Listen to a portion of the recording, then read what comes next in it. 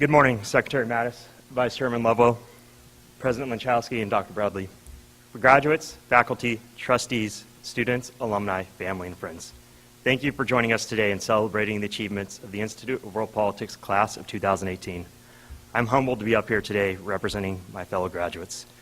I'm also sorry for my fellow graduates because they have to hear me talk for a couple of more minutes, which I'm sure they had enough of the last 2 years in class.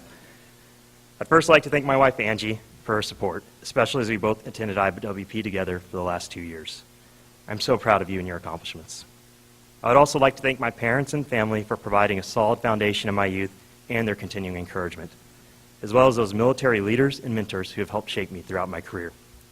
Finally, I would like to thank Professors Dave Thomas and John Sano, as well as the rest of the faculty and staff at IWP for their mentorship. You have made the sacrifice to continue your service to our nation by passing on your incomparable knowledge and experience to the graduates in front of you in order to shape future generations of public servants and leaders. The education we've received at IWP has prepared us well for success beyond the walls of the institution. We're instilled with the importance of applying a realistic and clearly defined strategy when approaching the challenges of the world, as opposed to utopian, idealistic solutions which fail to achieve their objectives because they are ill-defined or unachievable.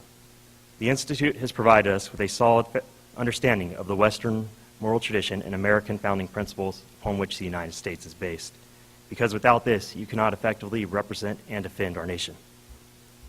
Most importantly, in a society where relativistic beliefs are prevalent, we are now prepared to make prudent decisions within our organizations based upon realism and critical analysis, all while guided by moral principles and objective truths. The class of 2018 is an excellent example of the scholar-practitioner education model which the Institute embodies in both its faculty and student body. A number of students pursued their studies while practicing their craft, supporting a variety of organizations such as the Department of Defense, State Department, Congress, Department of Energy, and other organizations within our government and private sectors. Other graduates will soon discover their vocations and how to best employ their skill set they have learned here and apply it for the benefits of their organizations. There are 3 key pieces of advice that I have been given throughout my military career, which I would like to pass along to my fellow graduates today. The first is, do you want to be good or great? The late Captain Jason McMahon instilled this principle in our company as we were training to deploy to Afghanistan in 2010. He knew that he and the senior non-commissioned officers of our unit were capable of providing us with the necessary training to make us good at our job. But the ability to be great at our chosen profession had to come from an internal discipline and desire that no amount of training could replace. The second is to always leave an organization better than you found it. Do the basics well, but also identify a major initiative you can accomplish to improve your organization and work to make that a reality. Finally, always take care of those around you. If you take care of them, they will take care of you. There does not have to be a trade-off between accomplishing the mission and caring for others. If you have taken care of them, you will have earned the necessary trust and respect needed to accomplish difficult tasks during stressful moments.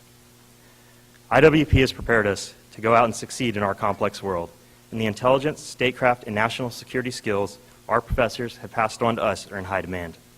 As we set out to fulfill our roles within America's integrated grand strategy, we will face many challenges to the national security interests of the nation, to include Iran's nuclear ambitions, international terrorism, and the incessant foreign intelligence threats targeting both our government and industries.